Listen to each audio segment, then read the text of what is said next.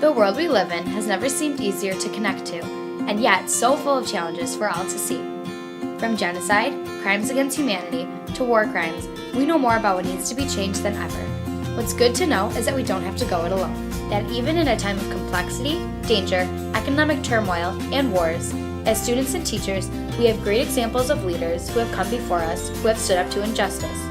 The story of Justice Robert H. Jackson is one of them. Born in Spring Creek, Pennsylvania on February 13, 1892, Robert H. Jackson led a life that we can all look up to. At a young age, his family moved to southwestern New York, where he graduated from Frewsburg High School in 1909. To further his studies, he spent an additional year at Jamestown High School, where he found his talents debating the power of ideas, a skill that would use to the world's advantage the rest of his life. Surprisingly, he did not attend college, but apprenticed in a law office and attended Albany Law School for 1 year.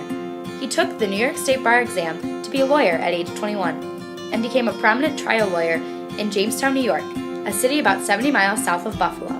It was there that he and his wife Mary raised a family, having a son William and a daughter Margaret. Catching the attention of Franklin D. Roosevelt, he went on to become the president's Solicitor General, Attorney General, and later was appointed by him to be an Associate Justice of the United States Supreme Court.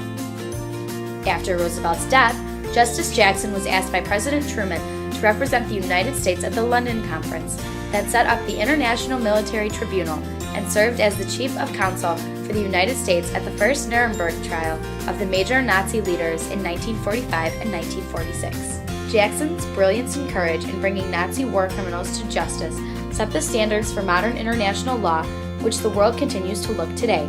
His insistence that the defendants have a fair, impartial trial was a landmark in human history, one that provided the world with evidence of their crimes, and later which became known as the Holocaust.